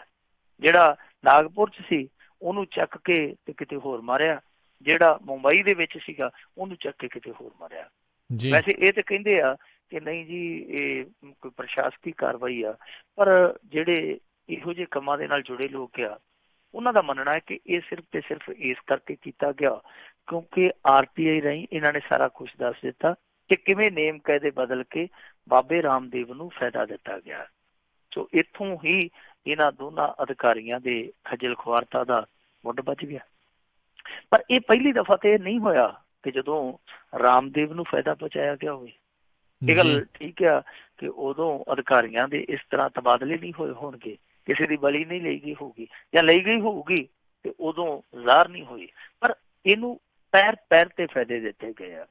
ਦੇਖੋ ਇਸ ਬੰਦੇ ਨੇ ਇੱਕ ਵਾਰੀ ਬਾਹਰ ਜਾ ਕੇ ਟਾਪੂ ਦਾ ਵੀ ਸੌਦਾ ਮਾਰ ਲਿਆ ਸੀ ਜੀ। ਔਰ ਬੰਦੇ ਨੇ ਕੀ ਚਲਾਕੀ ਕੀਤੀ ਸੀ, ਜਿਹੜੇ ਬੰਦੇ ਤੋਂ ਟਾਪੂ ਖਰੀਦਿਆ ਉਹਨੂੰ ਸਿੱਧੇ ਪੈਸੇ ਨਹੀਂ ਦਿੱਤੇ। ਇਹ ਦਿਮਾਗੀ ਵੇਖੋ ਕਿੱਡਾ।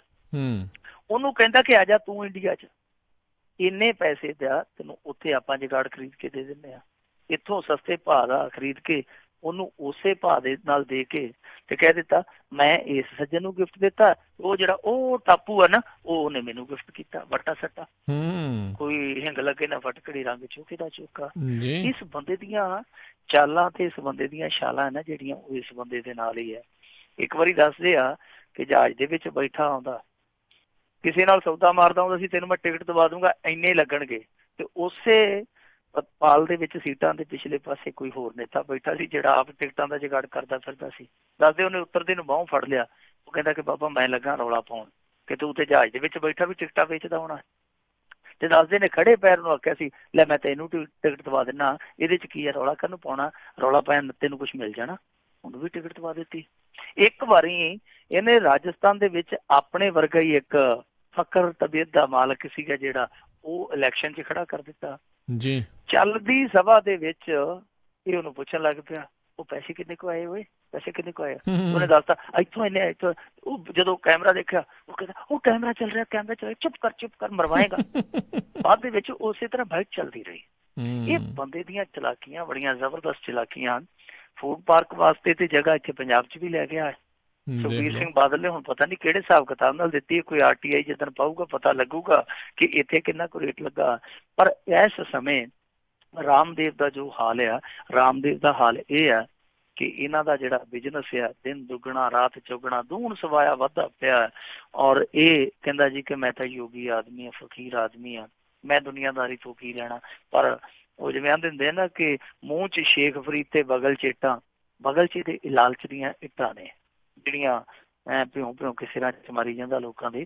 ਸੋ ਇਹ ਜੋ ਫਾਇਦੇ ਪਹੁੰਚਾਏ ਜਾ ਰਹੇ ਆ, ਦੇਖੋ ਬਿਜ਼ਨਸ ਉਹਨੇ ਕਰਨਾ ਆਪਦੀ ਹਿੰਮਤ ਨਾਲ ਕਰਨਾ, ਜਿੰਨਾ ਮਰਜ਼ੀ ਵਧਾ ਲਵੇ, ਕਿਸੇ ਨੂੰ ਕੋਈ ਇਤਰਾਜ਼ ਨਹੀਂ ਹੋਣਾ ਚਾਹੀਦਾ।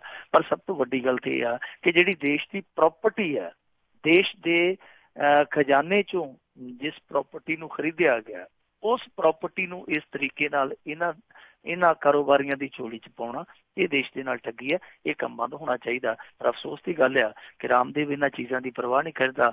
ਉਹ ਕਹਿੰਦਾ ਕਿ ਰਾਮ ਨੇ ਦਿੱਤੀਆਂ ਗਾਜਰਾਂ ਰੰਬਾ ਵਿੱਚ ਰੱਖ, ਤੇ ਰਾਮਦੇਵ ਰੰਬਾ ਵਿੱਚ ਰੱਖੀ ਬੈਠਾ।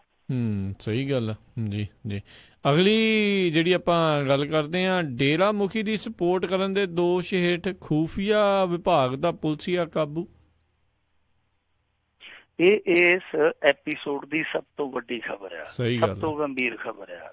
ਵੈਸੇ ਐਪੀਸੋਡ ਮੁੱਕਣ 'ਚ ਨਹੀਂ ਆਉਂਦੇ ਪਏ, ਜਿੱਦਾਂ ਉਹ ਸਾਸ ਬਹੂ ਵਾਲੇ ਸੀਰੀਅਲ ਚੱਲਦੇ ਆ ਨਾ, ਉਹ ਨਹੀਂ ਸੀ ਮੁੱਕਣ 'ਚ ਆਉਂਦੇ। ਤੇ ਉਹਨਾਂ 'ਚ ਡੇਲੀ ਸੋਪ ਜਿਹੜਾ ਆਉਂਦਾ ਉਹਦੇ 'ਚ ਕੋਈ ਨਾ ਕੋਈ ਭੰਬਲ ਭੂਸਾ ਨਵਾਂ ਹੀ ਹੁੰਦਾ। ਇਹ ਠੀਕ ਉਸੇ ਤਰ੍ਹਾਂ ਹੀ ਚੱਲਦਾ ਪਿਆ, ਐਪੀਸੋਡ ਤੇ ਐਪੀਸੋਡ, ਐਪੀਸੋਡ ਤੇ ਐਪੀਸੋਡ। ਵੈਸੇ ਭਾਰਤ ਦੇ ਵਿੱਚ ਇਸ ਤਰ੍ਹਾਂ ਦੇ ਸੀਰੀਅਲ ਦਾ ਵੀ ਇਤਿਹਾਸ ਵੱਖਰਾ ਹੀ ਹੈ। ਇੱਕ ਵਾਰੀ ਚੰਦਰਕਾਂਤਾ ਵੀ ਚੱਲਿਆ ਸੀ, ਉਹ ਵੀ ਮੁੱਕਣ 'ਚ ਨਹੀਂ ਸੀ ਆਉਂਦਾ, ਤੇ ਹਾਰ ਕੇ ਕੁਝ ਸਮਾਜ ਸੇਵੀ ਅਦਾਲਤ 'ਚ ਚਲੇ ਗਏ ਸਨ। ਕਹਿੰਦੇ ਜੀ ਇਹਨਾਂ ਨੂੰ ਹੱਥ ਜੋੜੋ, ਰੱਬ ਦਾ ਵਾਸਤਾ ਇਸ ਨਾਟਕ ਨੂੰ ਖਤਮ ਕਰ ਦੇਣ, ਕਿਉਂਕਿ ਸਾਡੀਆਂ ਜਨਾਨੀਆਂ ਸਾਡੇ ਬੱਚੇ ਟੈਲੀਵਿਜ਼ਨ ਅੱਗੋਂ ਨਹੀਂ ਉੱਠਦੇ। ਇੱਥੇ ਭਾਰਤ ਦੇ ਵਿੱਚ ਇਸ ਤਰ੍ਹਾਂ ਦੇ ਐਪੀਸੋਡ ਚੱਲਦੇ ਆ। ਹੁਣ ਜਿਹੜਾ ਇਹ ਐਪੀਸੋਡ ਅੱਜ ਦਾ ਚੱਲਿਆ ਉਹਦੇ 'ਚ ਇੱਕ ਬੜੀ ਵਿਲੱਖਣ ਚੀਜ਼ ਨਿਕਲੀ ਹੈ ਕਿ ਚੰਡੀਗੜ੍ਹ ਪੁਲਿਸ ਦੇ ਸੂਈਆ ਵਿਭਾਗ ਦਾ ਹੈਡ ਕਾਂਸਟੇਬਲ ਹਰਿਆਣਾ ਪੁਲਿਸ ਨੇ ਚੁੱਕਿਆ, ਔਰ ਉਹਦਾ ਨਾਂ ਲਾਲ ਚੰਦ ਆ। ਲਾਲ ਚੰਦ ਨੇ ਕੀਤਾ ਕੀ ਆ, ਲਾਲ ਚੰਦ ਏਡਾ ਵਧੀਆ ਲਾਲ ਸੀਗਾ ਪੁਲਿਸ ਦਾ ਕਿ ਉਸ ਬੰਦੇ ਨੇ ਪੁਲਿਸ ਦੇ ਵਾਇਰਲੈਸ ਸੈੱਟ ਨੂੰ ਇਹਨਾਂ ਦੇ ਡੇਰੇ ਵਾਲਿਆਂ ਦੇ ਵਾਇਰਲੈਸ ਸੈੱਟ ਨਾਲ ਟਿਊਨ ਇਨ ਕੀਤਾ ਸੀਗਾ। ਯਾਨੀ ਦੋਵਾਂ ਦਾ ਤਾਲਮੇਲ ਕੀਤਾ ਹੋਇਆ ਸੀ, ਦੋਵਾਂ ਦੀਆਂ ਤਾਰਾਂ ਕਹਿ ਸਕਦੇ ਜੋੜੀਆਂ ਸੀ। ਵੈਸੇ ਵਾਇਰਲੈਸ ਹੁੰਦੀ ਤੇ ਵਾਇਰਲੈਸ ਹੀ ਆ, ਪਰ ਫਿਰ ਵੀ ਉਹਨੇ ਦੋਹਾਂ ਦਾ ਕਨੈਕਸ਼ਨ ਜੋੜ ਦਿੱਤਾ। ਔਰ ਉਹਦਾ ਕੀ ਅਰਥ ਸੀਗਾ? ਅਰਥ ਇਹ ਸੀਗਾ ਕਿ ਜਿਹੜੀਆਂ ਸੂਚਨਾਵਾਂ ਪੁਲਿਸ ਆਪਣੇ ਤੌਰ ਤੇ ਇੱਕ ਦੂਜੇ ਨੂੰ ਅੱਗੇ ਪਹੁੰਚਾ ਰਹੀਆਂ ਸਨ, ਪੁਲਿਸ ਦੀਆਂ ਟੁਕੜੀਆਂ ਜਿਹੜੀਆਂ ਇੱਕ ਦੂਜੇ ਨੂੰ ਸੂਚਨਾ ਕਨਵੇ ਕਰਦੀਆਂ ਪਈਆਂ ਸਨ, ਉਹ ਸਾਰੀਆਂ ਸੂਚਨਾਵਾਂ ਪੰਚਕੂਲੇ 'ਚ ਜਿੱਦਣ ਹਿੰਸਾ ਹੋਈ ਆ ਉਹ ਉਹਨਾਂ ਤੱਕ ਪੁੱਜਦੀਆਂ ਪਈਆਂ ਸਨ ਜੀ। ਤਾਂ ਲਾਲ ਚੰਦ ਨੇ ਇਹ ਕਮਾਲ ਚੰਦ ਕੀਤਾ। ਹੁਣ ਲਾਲ ਚੰਦ ਨੂੰ ਫੜ ਲਿਆ ਇਹਨਾਂ ਨੇ, ਉਹ ਹੌਲਦਾਰ ਰਿਹਾ। ਔਰ ਕਮਾਲ ਦੀ ਗੱਲ ਤੇ ਇਹ ਆ, ਦੱਸਦੇ ਆ ਕਿ ਲਾਲ ਚੰਦ ਡਿਊਟੀ ਨਾ ਹੋਣ ਦੇ ਬਾਵਜੂਦ ਵੀ ਜਿਸ ਦਿਨ ਇਹਨੂੰ ਪੰਚਕੂਲਾ ਅਦਾਲਤ 'ਚ ਸਜ਼ਾ ਸੁਣਾਈ ਗਈ ਹੈ, ਯਾਨੀ ਜਿੱਦਣ ਦੋਸ਼ੀ ਕਰਾਰ ਦਿੱਤਾ ਗਿਆ, ਉਹ ਸਾਰੇ ਸੁਰੱਖਿਆ ਘੇਰੇ ਤੋੜ ਕੇ ਆਪਣਾ ਆਇਡੈਂਟੀ ਕਾਰਡ ਦਿਖਾ ਕੇ ਇਹਦੇ ਕੋਲ ਵੀ ਪੁੱਜ ਗਿਆ ਸੀ, ਕਿਉਂਕਿ ਉਹ ਭਜਾਉਣ ਵਾਲੀ ਪਲਾਨ ਵਿੱਚ ਸ਼ਾਮਲ ਸੀਗਾ। ਹੁਣ ਸਾਨੂੰ ਵੀ ਯਾਦ ਆ ਜਦੋਂ ਉੱਥੇ ਗੱਡੀਆਂ ਛੱਡ ਕੇ ਇਹਦੇ ਸਾਰੇ ਮਿੱਤਰ ਪਿਆਰੇ ਭੱਜ ਗਏ ਤਾਂ ਵਿੱਚੋਂ ਵਾਇਰਲੈਸ ਸੈੱਟ ਮਿਲੇ ਸਨ। ਫਿਰ ਜਦੋਂ ਡੇਰੇ ਦੇ ਵਿੱਚ ਮੁੱਢਲੀ ਤਲਾਸ਼ੀ ਹੋਈ ਉਦੋਂ ਵੀ ਵਾਇਰਲੈਸ ਸੈੱਟ ਮਿਲੇ। ਤੇ ਇੱਥੇ ਸਾਡੇ ਬੁੱਧੀਜੀਵੀ ਆਖੀ ਜਾਂਦੇ ਸਨ, ਲਓ ਵਾਇਰਲੈਸ ਸੈੱਟ ਦਾ ਕੀ ਆ, ਅਸੀਂ ਉੱਥੇ ਵਿਆਹ 'ਚ ਗਏ ਸਾਂ, ਉੱਥੇ ਬਹਿਰੇ ਵੀ ਫੜੀ ਫਿਰਦੇ ਸੀਗੇ। ਵਾਇਰਲੈਸ ਸੈੱਟ ਦਾ ਫਰਕ ਹੁੰਦਾ। ਹੁਣ ਜਿਸ ਤਰੀਕੇ ਨਾਲ ਟਿਊਨ ਇਨ ਕੀਤਾ ਗਿਆ ਉਹ ਤੇ ਬੜਾ ਤਕਨੀਕੀ ਮੁਹਾਰਤ ਦਾ ਕੰਮ ਸੀਗਾ ਜੀ। ਹੁਣ ਇੱਥੋਂ ਇਹ ਸੰਕੇਤ ਮਿਲਦਾ ਕਿ ਦੇਖੋ ਇਹ ਕਿੰਨੇ ਚਲਾਕ ਲੋਕ ਸਨ ਔਰ ਇਹਨਾਂ ਦਾ ਵੇਖੋ ਕਿੱਥੋਂ ਤੱਕ ਦਾਇਰਾ ਸੀਗਾ। ਹੁਣ ਪੁਲਿਸ ਦੇ ਸੂਈਆ ਤੰਤਰ ਦੇ ਬੰਦੇ ਪੱਟ ਲੈਣੇ, ਇਹਦਾ ਮਤਲਬ ਆ ਕਿ ਉਹਨਾਂ ਨੇ ਹਰੇਕ ਥਾਂ ਤੇ ਸੇਧ ਲਾਈ ਹੋਈ ਸੀ, ਹਰੇਕ ਥਾਂ ਤੇ ਸਨਮਾਰੀ ਕੀਤੀ ਹੋਈ ਸੀਗੀ। ਹਰਿਆਣਾ ਪੁਲਿਸ ਦਾ ਇੱਕ DIG ਬੋਲਿਆ, ਉਹਦੇ ਇਹਨਾਂ ਦੇ ਆਪਣੇ ਮੁਲਾਜ਼ਮ ਨੇ ਥੱਪੜ ਕੱਢ ਮਾਰਿਆ। ਹਰਿਆਣਾ ਪੁਲਿਸ ਦਾ ਹੀ ਕਰਮਚਾਰੀ DIG ਦੇ ਥੱਪੜ ਮਾਰਦਾ। ਕਿਵੇਂ ਮਾਰਦਾ? ਕਿਉਂਕਿ ਉਹ ਵੀ ਉਹਦਾ ਭਗਤ ਬਣਿਆ ਹੋਇਆ ਸੀਗਾ। ਦੂਜੀ ਚੀਜ਼ ਕਿ ਹਰਿਆਣੇ ਦਾ ਇੱਕ ਸੈਕਟਰੀ ਪੱਧਰ ਦਾ ਅਧਿਕਾਰੀ ਇਹ ਗੱਲ ਕਹਿੰਦਾ, ਉਹ ਕਹਿੰਦਾ ਕਿ ਕਮਾਲ ਦੀ ਗੱਲ ਹੈ ਕਿ ਅਸੀਂ ਹਨੀਪ੍ਰੀਤ ਬਾਰੇ ਸੂਚਨਾ ਸਹੀ ਪ੍ਰਾਪਤ ਕਰਦੇ ਹਾਂ, ਸਹੀ ਜਗ੍ਹਾ ਤੇ ਅਸੀਂ ਰੇਡ ਕਰਦੇ ਹਾਂ, ਪਰ ਰੇਡ ਇਹ ਆ ਕਿ ਜਦੋਂ ਰੇਡ ਹੁੰਦੀ ਆ, ਰੇਡ ਤੋਂ ਅੱਧਾ ਘੰਟਾ ਪਹਿਲਾਂ ਉਹ ਤੋਂ ਖਿਸਕ ਜਾਂਦੀ ਹੈ। ਤੇ ਅਸੀਂ ਹੈਰਾਨ ਆ ਕਿ ਸਾਡੇ ਵਿੱਚੋਂ ਇਹ ਸੂਚਨਾਵਾਂ ਕੌਣ ਦੇ ਰਿਹਾ। ਇਹ ਵੀ ਇੱਕ ਸੰਕੇਤ ਸੀ। ਹੁਣ ਤੁਸੀਂ ਆਪ ਹੀ ਅੰਦਾਜ਼ਾ ਲਾ ਲਓ ਕਿ ਜਿਨ੍ਹਾਂ ਬੰਦਿਆਂ ਦੀਆਂ ਤਾਰਾਂ ਇਹੋ ਜਿਹੇ ਟਰਾਂਸਫਾਰਮਰਾਂ 'ਚ ਜਾ ਕੇ ਜੁੜਦੀਆਂ ਤਾਂ ਉਹ ਬੰਦੇ ਪੋਲੀਟੀਕਲੀ ਕਿੰਨੀ ਪਹੁੰਚ ਰੱਖਦੇ ਹੋਣੇ ਆ, ਇਹੋ ਜਿਹੀਆਂ ਸੁਰੱਖਿਆ ਏਜੰਸੀਆਂ 'ਚ ਕਿੰਨੀ ਪਹੁੰਚ ਰੱਖਦੇ ਹੋਣੇ ਆ। ਇਹਦੇ ਬਾਰੇ ਹੁਣ ਜਾਂਚ ਪੜਤਾਲ ਹੋਣੀ ਚਾਹੀਦੀ ਹੈ ਔਰ ਇਹ ਵੀ ਪਤਾ ਲੱਗਣਾ ਚਾਹੀਦਾ ਕਿ ਇਸ ਸੂਈਆ ਤੰਤਰ ਦੇ ਵਿੱਚੋਂ ਜਿਹੜੇ ਸੂਈਏ ਇਹਨਾਂ ਨੂੰ ਸੂਹ ਦਿੰਦੇ ਸਨ ਉਹ ਹੋਰ ਕਿਹੜੇ ਆ, ਪਤਾ ਲੱਗਣਾ ਚਾਹੀਦਾ। ਇਸ ਦੇਸ਼ ਨੂੰ ਇਹ ਵੀ ਪਤਾ ਲੱਗਣਾ ਚਾਹੀਦਾ ਕਿ ਜਿਹੜੇ ਵਾਇਰਲੈਸ ਸੈੱਟ ਸੀਗੇ ਉਹ ਹੋਰ ਕਿੰਨੇ ਸੀ ਜਿਨ੍ਹਾਂ ਦੇ ਨਾਲ ਇਹ ਸੂਚਨਾਵਾਂ ਪ੍ਰਾਪਤ ਕਰਦੇ ਸੀਗੇ। ਇੱਕ ਚੀਜ਼ ਹੋਰ ਵੀ ਆ, ਉਹ ਵੀ ਬੜੀ ਮਹੱਤਵਪੂਰਨ ਆ ਕਿ ਇਹਦੇ 2 ਪਾਸਪੋਰਟ ਬਰਾਮਦ ਹੋਏ ਆ, ਜਿਹਦੀ ਆਪਾਂ ਸ਼ਾਇਦ ਕੱਲ ਵੀ ਗੱਲ ਕੀਤੀ ਸੀ। ਉਹਨਾਂ 2 ਪਾਸਪੋਰਟਾਂ ਬਾਰੇ ਵੱਖੋ ਵੱਖਰੇ ਚਰਚੇ ਆ। ਦੱਸਦੇ ਹੈ ਕਿ ਇਹ ਜਿਹੜੇ 2 ਪਾਸਪੋਰਟ ਸੀ ਇਹ ਵੀ ਇਹਨੇ ਗਲਤ ਤਰੀਕੇ ਦੇ ਨਾਲ ਇੱਕ ਪਾਸਪੋਰਟ ਹਾਸਲ ਕੀਤਾ ਸੀ। ਉਹ ਕਿਵੇਂ ਕੀਤਾ ਉਹ ਵੀ ਜਾਂਚ ਪੜਤਾਲ ਦਾ ਵਿਸ਼ਾ। ਸੋ ਇਸ ਐਪੀਸੋਡ ਦੇ ਵਿੱਚੋਂ ਇਹੀ ਚੀਜ਼ ਨਿਕਲਦੀ ਆ ਕਿ ਇਸ ਸਮੇਂ ਜੋ ਵੀ ਜਾਂਚ ਪੜਤਾਲ ਚੱਲਦੀ ਪਈ ਆ, ਜੋ ਉਹਦੇ ਚੋਂ ਨਿਕਲਦਾ ਹੁਣ ਤੱਕ, ਉਹ ਅੱਖਾਂ ਖੋਲਣ ਵਾਲਾ ਕਿ ਇੱਕ ਡੇਰਾ ਜੋ ਅਧਿਆਤਮਕ ਗਿਆਨ ਵੰਡਦਾ ਸੀ ਉਹ ਨਾਲ ਕੀ ਕੁਛ ਕਰੀ ਜਾਂਦਾ ਸੀ। ਇਹ ਕਮਾਲ ਦੀ ਗੱਲ ਆ। ਇਹ ਵੀ ਇੱਕ ਚੀਜ਼ ਨਿਕਲ ਕੇ ਸਾਹਮਣੇ ਆਉਂਦੀ ਔਰ ਦਿਲਚਸਪ ਹੈ, ਸੋਚਣ ਵਾਲੀ ਚੀਜ਼ ਆ ਕਿ ਉਹ ਬੰਦਾ ਫਿਲਮ ਬਣਾਉਂਦਾ, ਡਾਇਰੈਕਟਰ ਵੀ ਆਪ, ਪ੍ਰੋਡਿਊਸਰ ਵੀ ਆਪ, ਐਕਟਰ ਵੀ ਆਪ, ਸਕਰੀਨ ਪਲੇ ਵੀ ਆਪ ਲਿਖਦਾ, ਡਾਇਲੌਗ ਵੀ ਆਪ ਲਿਖਦਾ, ਪਤਾ ਨਹੀਂ ਕੀ ਕੁਛ ਕਰਦਾ। ਆਪਣੀ ਉਹਦੀ ਕੰਪਨੀ ਫਿਲਮ ਨੂੰ ਪ੍ਰੋਡਿਊਸ ਕਰਦੀ ਹੈ, ਆਪਣੀ ਉਹਦੀ ਕੰਪਨੀ ਫਿਲਮ ਨੂੰ ਫਾਈਨੈਂਸ ਕਰਦੀ ਹੈ ਔਰ ਕਮਾਲ ਦੀ ਗੱਲ ਹੈ ਕਿ ਉਹ ਆਪਣੀ ਕੰਪਨੀ ਤੋਂ ਇੱਕ ਫਿਲਮ ਦਾ 6 ਕਰੋੜ 35 ਲੱਖ ਰੁਪਈਆ ਮਿਹਨਤਾਂ ਨਾਲ ਲਈ ਜਾਂਦਾ। ਇਹ ਕੀ ਸੀਗਾ? ਸਮਝ ਤੋਂ ਪਰੇ ਦੀਆਂ ਗੱਲਾਂ। ਜਾਂਚ ਪੜਤਾਲ ਬਰੀਕੀ ਨਾਲ ਹੋਣੀ ਚਾਹੀਦੀ ਆ ਔਰ ਸਭ ਤੋਂ ਪਹਿਲਾਂ ਜਿਹੜੀ ਗੱਲ ਹੋਣੀ ਚਾਹੀਦੀ ਹੈ ਉਹ ਇਹ ਹੋਣੀ ਚਾਹੀਦੀ ਆ ਕਿ ਜੇ ਸੂਈਆ ਤੰਤਰ ਵਾਲਾ ਇਹਨਾਂ ਨੇ ਟੰਗਤਾ ਫੜ ਕੇ ਤਾਂ ਉਸ ਬੰਦੇ ਨੂੰ ਵੀ ਨਾਮਜ਼ਦ ਕਰਨਾ ਚਾਹੀਦਾ ਜਿਸ ਬੰਦੇ ਕਰਕੇ ਜਾਂ ਜੇ ਉਹ ਬੰਦਾ ਇਹ ਸਭ ਕੁਛ ਕਰਾ ਰਿਹਾ ਸੀ, ਮਤਲਬ ਕਿ ਡੇਰੇਦਾਰ। ਜੇ ਉਹ ਭਜਾਉਣ ਦੀ ਸਾਜ਼ਿਸ਼ ਦੇ ਵਿੱਚ ਆ ਤਾਂ ਫਿਰ ਡੇਰੇਦਾਰ ਨੂੰ ਵੀ ਇਸ ਸਾਜ਼ਿਸ਼ ਸਭ ਤੋਂ ਪਹਿਲਾਂ ਰੱਖਣਾ ਚਾਹੀਦਾ। ਜੇ ਖੁਫੀਆ ਸੂਚਨਾਵਾਂ ਲੀਕ ਕਰਨ ਦੇ ਮਾਮਲੇ 'ਚ ਕੋਈ ਪੁਲਿਸ ਵਾਲਾ ਫੜਿਆ ਤਾਂ ਫਿਰ ਤਾਂ ਵੀ ਉਹਨੂੰ ਪਹਿਲੀਆਂ 'ਚ ਨਾਮਜ਼ਦ ਕਰਨਾ ਚਾਹੀਦਾ ਕਿਉਂਕਿ ਸਾਰਾ ਕੁਛ ਕਰਨ ਵਾਲਾ ਉਹ ਕਰਤਾ ਧਰਤਾ ਆਪ ਸੀ। ਜੀ। ਅਗਲੀ ਗੱਲ ਕਰੀਏ, ਇੱਕ ਜਿਹੜੇ ਜੀ ਪਿੰਡ ਦੇ ਵਿੱਚ ਜਾਂ ਸ਼ਹਿਰ ਦੇ ਵਿੱਚ ਦਲਿਤ ਪਰਿਵਾਰ ਨੂੰ ਗੁਰਦੁਆਰਾ ਸਾਹਿਬ ਤੋਂ ਬੀੜ ਦੇਣ ਤੋਂ ਨਾ ਕੀਤੀ ਗਈ। ਇਸ ਖਬਰ ਨੇ ਅੱਜ ਬਹੁਤ ਵੱਡੀ ਚਰਚਾ ਛੇੜੀ ਆ ਜੀ ਕਿ ਆਖਰ ਸਾਡਾ ਸਮਾਜ ਜਾ ਕਿੱਧਰ ਨੂੰ ਰਿਹਾ।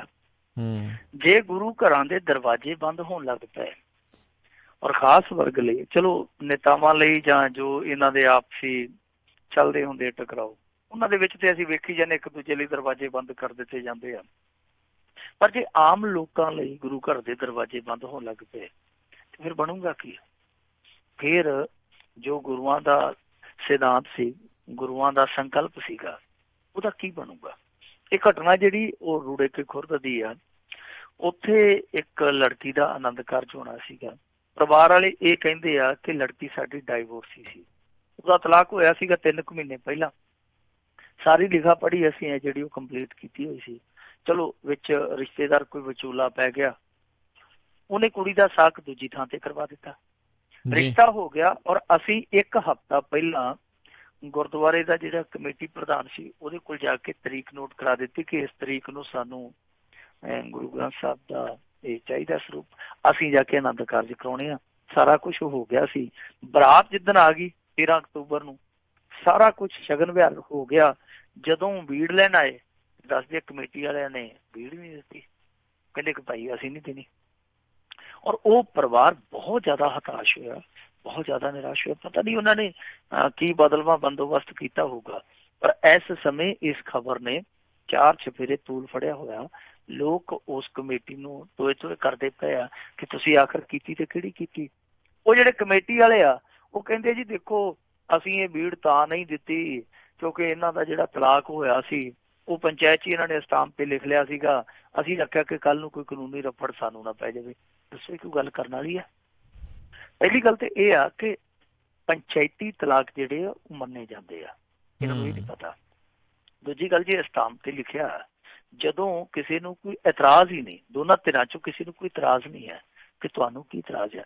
ਤੀਜੀ ਗੱਲ ਇਹ ਆ ਕਿ ਜੇ ਤੁਹਾਨੂੰ ਲੱਗਦਾ ਵੀ ਸੀ ਕਿ ਕੋਈ ਕਾਨੂੰਨੀ ਪੇਚੀਦਗੀ ਸਾਡਾ ਰਸਤਾ ਰੋਕ ਸਕਦੀ ਹੈ ਤੇ ਤੁਸੀਂ ਉਹਨਾਂ ਨੂੰ ਕਹੋ ਭਾਈ ਤੁਸੀਂ ਮੋਹਤਬਾਰ ਬੰਦੇ ਲੈ ਆਓ, ਮੋਹਤਬਾਰ ਬੰਦੇ ਇੱਥੇ ਲਿਖ ਕੇ ਦੇ ਦੇਣ ਤੇ ਅਸੀਂ ਤੁਹਾਨੂੰ ਬੀੜ ਦੇ ਦਿੰਦੇ ਹਾਂ। ਤੁਸੀਂ ਆਪਣੇ ਆਪ ਨੂੰ ਬਚਾਉਣਾ ਸੀ ਨਾ। ਇੱਥੇ ਸਵੈ ਘੋਸ਼ਣਾ ਪੱਤਰ ਚੱਲਦੇ ਆ। ਜੇ ਕੋਈ ਬੰਦਾ ਸਾਦਾ ਕਾਗਜ਼ ਪੁੱਟ ਕੇ ਕਾਪੀ ਦੇ ਵਿੱਚੋਂ ਆਪ ਹੀ ਪਿੰਨ ਦੇ ਨਾਲ ਆਪਣਾ ਬਿਆਨ ਲਿਖ ਕੇ ਥੱਲੇ ਸਾਈਨ ਕਰਦੇ ਤਾਂ ਉਹ ਐਫੀਡੈਵਿਟ ਹੋ ਜਾਂਦਾ। ਇੱਥੇ ਲੀਗਲ ਐਫੀਡੈਵਿਟ ਮੰਨਿਆ ਜਾਂਦਾ। ਤੁਸੀਂ ਕਿਸੇ ਤੋਂ ਸਵੈ ਘੋਸ਼ਣਾ ਪੱਤਰ ਲੈ ਸਕਦੇ ਹੋ ਕਿ ਭਾਈ ਸਾਡਾ ਦੋਨਾਂ ਧਿਰਾਂ ਦਾ ਪਹਿਲਾਂ ਤਲਾਕ ਹੋ ਚੁੱਕਾ, ਕਿਸੇ ਨੂੰ ਕੋਈ ਇਤਰਾਜ਼ ਨਹੀਂ ਹੈ। ਤਾਂ ਤੁਹਾਡਾ ਕੀ ਜਾਂਦਾ ਸੀਗਾ। ਪਰ ਜਿਸ ਤਰੀਕੇ ਨਾਲ ਇਹਨਾਂ ਨੇ ਨਾ ਕੀਤੀ ਹੈ ਉਹਦੇ ਤੋਂ ਇੱਕ ਵਾਰ ਫੇਰ ਇਹ ਵਿਵਾਦ ਛਿੜ ਗਿਆ ਕਿ ਜਦੋਂ ਕੋਈ ਦਲਿਤ ਪਰਿਵਾਰ ਕਿਸੇ ਦੂਸਰੇ ਧਰਮ 'ਚ ਕਨਵਰਟ ਹੋ ਜਾਂਦਾ ਉਦੋਂ ਕਹਿ ਦਿੰਦੇ ਜੀ ਇਹ ਏਜੰਸੀਆਂ ਦੀ ਚਾਲ ਆ, ਇਹ ਏਜੰਸੀਆਂ ਦੀ ਚਾਲ ਆ, ਖਾਕ ਏਜੰਸੀਆਂ ਦੀ ਚਾਲ ਆ। ਹੁਣ ਦੇਖੋ ਵਿਰੋਧੀਆਂ ਨੂੰ ਨਾਲ ਦੀ ਨਾਲ ਤਲਬ ਕਰਨ ਵਾਲਾ ਗਿਆਨੀ ਗੁਰਬਚਨ ਸਿੰਘ ਇਹੋ ਜਿਹੇ ਮੁੱਦਿਆਂ ਤੇ ਬੋਲਦਾ ਕੋਈ ਨਹੀਂ, ਜਦਕਿ ਇਹੋ ਜਿਹੇ ਮੁੱਦਿਆਂ ਨੂੰ ਪਹਿਲ ਦੇ ਆਧਾਰ ਤੇ ਲੈਣਾ ਚਾਹੀਦਾ, ਇਹੋ ਜਿਹੇ ਬੰਦਿਆਂ ਨੂੰ ਤਲਬ ਕਰਨਾ ਚਾਹੀਦਾ ਔਰ ਮੈਸੇਜ ਦੇਣਾ ਚਾਹੀਦਾ ਅਕਾਲ ਤਖਤ ਤੋਂ ਕਿ ਇਹੋ ਜਿਹੀਆਂ ਪਰਿਸਥਿਤੀਆਂ 'ਚ ਜੇ ਤੁਹਾਨੂੰ ਲੱਗਦਾ ਠੀਕ ਹੈ ਤੁਸੀਂ ਲਿਖਤੀ ਰੂਪ 'ਚ ਲੈ ਲਓ, ਪਰ ਐਨ ਮੌਕੇ ਤੇ ਤੁਸੀਂ ਕਿਸੇ ਦੇ ਆਨੰਦ ਕਾਰਜ ਨੂੰ ਨਹੀਂ ਰੋਕੋਗੇ। ਇਹਨਾਂ ਨੂੰ ਕਹਿਣਾ ਚਾਹੀਦਾ। ਪਰ ਇੱਥੇ ਆਨੰਦ ਕਾਰਜ ਛੱਡੋ, ਉਦੋਂ ਅੰਮ੍ਰਿਤਸਰ ਜ਼ਿਲ੍ਹਾ ਹੁੰਦਾ ਸੀਗਾ ਤੇ ਤਰਨਤਾਰਨ ਤਹਿਸੀਲ ਹੁੰਦੀ ਸੀ। ਤਰਨਤਾਰਨ ਤਹਿਸੀਲ ਦੇ ਵਿੱਚ ਇੱਕ ਦਲਿਤ ਦੇ ਘਰ ਉਹਦੀ 20-22 ਸਾਲ ਦੀ ਬੱਚੀ ਜਿਹੜੀ ਉਹ ਚੜਾਈ ਕਰ ਗਈ। ਜ਼ਿਮੀਂਦਾਰਾਂ ਨੇ ਸ਼ਮਸ਼ਾਨ ਘਾਟ ਚੋਂ ਲਾਸ਼ ਚੁਕਵਾ ਦਿੱਤੀ ਸੀ। ਉਹਨਾਂ ਕਿਹਾ ਕਿ ਅਸੀਂ ਸੰਸਕਾਰ ਹੀ ਨਹੀਂ ਕਰ ਦੇਣਾ। ਦੱਸੋ ਕੀ ਕਰੋਗੇ ਤੁਸੀਂ? ਸਾਡੇ ਸਮਾਜ ਦੇ ਵਿੱਚ ਇਹ ਖੱਪਾ, ਇਹ ਪਾੜਾ ਹੈ ਜਿਹੜਾ ਉਹ ਬਹੁਤ ਵੱਡਾ ਪੁਆੜਾ ਹੈ। ਪਰ ਉਹਦੇ ਵਿੱਚ ਜੇ ਸਾਹਿਬ ਸ੍ਰੀ ਗੁਰੂ ਗ੍ਰੰਥ ਸਾਹਿਬ ਨੂੰ ਇਨਵੋਲਵ ਕਰ ਲਿਆ ਜਾਵੇ ਤਾਂ ਫਿਰ ਮੇਰੇ ਖਿਆਲ ਦੇ ਨਾਲ ਜੋ ਸਿੱਖੀ ਦੀ ਸ਼ਾਨ ਆ, ਜੋ ਸਿੱਖੀ ਦੇ ਵਿੱਚ ਉਦਾਰੀ ਕਰਨ ਵਾਲੀ ਸਭ ਤੋਂ ਵਿਲੱਖਣ ਸ਼ੈ ਆ, ਫਿਰ ਤੇ ਉਹ ਨਹੀਂ ਬਚੇਗੀ। ਸੋ ਇਹਦੇ ਤੇ ਸਖਤ ਰੁਖ ਅਖਤਿਆਰ ਕਰਨਾ ਚਾਹੀਦਾ, ਚਾਹੇ ਕੋਈ ਗਿਆਨੀ ਗੁਰਬਚਨ ਸਿੰਘ ਆ, ਚਾਹੇ ਕੋਈ ਹੋਰ ਜਥੇਬੰਦੀਆਂ ਵਾਲੇ ਆ। ਇਸ ਤਰ੍ਹਾਂ ਅੱਗੇ ਤੋਂ ਨਹੀਂ ਹੋਣਾ ਚਾਹੀਦਾ। ਪਰ ਜੋ ਹੋਇਆ ਇਹਦੇ ਲਈ ਜੋ ਪਰਿਵਾਰ ਆ ਉਹਦੇ ਨਾਲ ਅਫਸੋਸ ਪ੍ਰਗਟ ਕਰਨਾ ਚਾਹੀਦਾ। ਔਰ ਮੇਰੇ ਖਿਆਲ ਦੇ ਨਾਲ ਇਕੱਲੇ ਧਾਰਮਿਕ ਲੋਕਾਂ ਨੂੰ ਨਹੀਂ, ਆਮ ਲੋਕ ਜਿਹੜੇ ਸਿੱਖੀ ਨਾਲ ਜੁੜੇ ਆ ਉਹਨਾਂ ਨੂੰ ਵੀ ਉਸ ਪਰਿਵਾਰ ਨੂੰ ਕਹਿਣਾ ਚਾਹੀਦਾ ਕਿ ਜੋ ਹੋਇਆ ਗਲਤ ਹੋਇਆ, ਕਿਉਂਕਿ ਉਹ ਪਰਿਵਾਰ ਖੁਦ ਗੁਰਸਿੱਖ ਪਰਿਵਾਰ ਸੀ।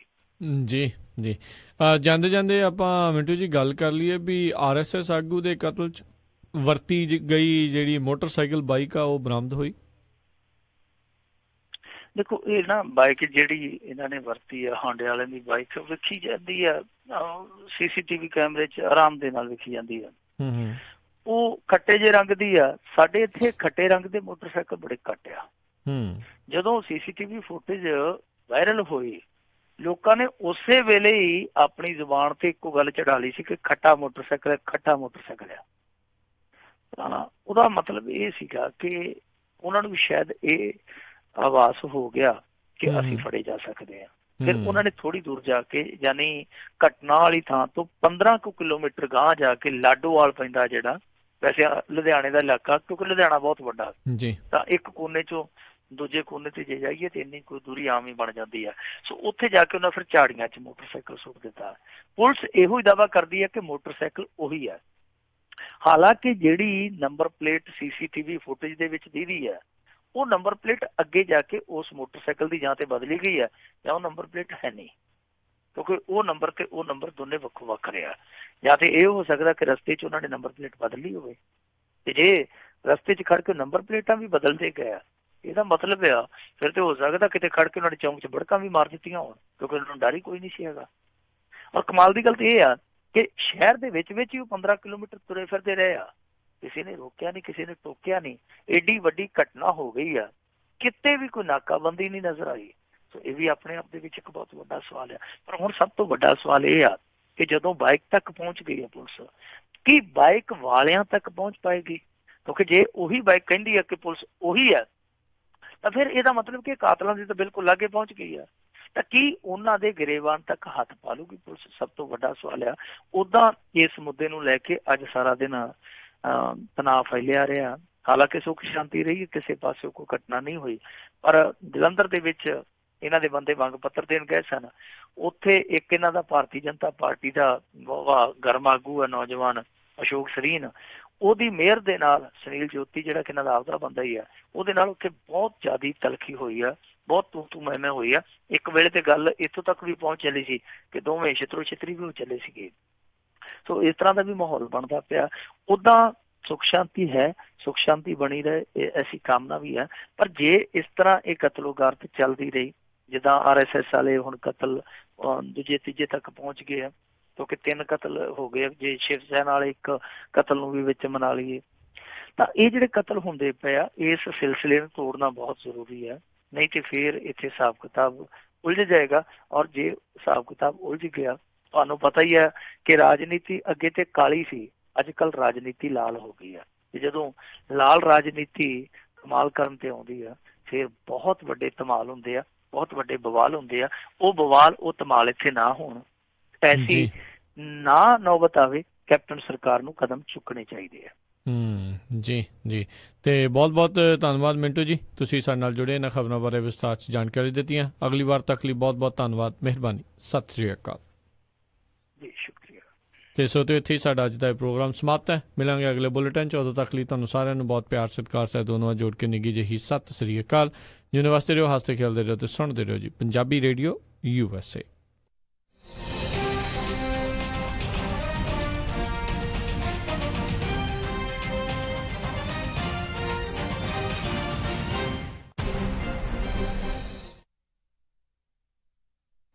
ਤੁਸੀਂ ਸੁਣ ਰਹੇ ਹੋ ਪੰਜਾਬੀ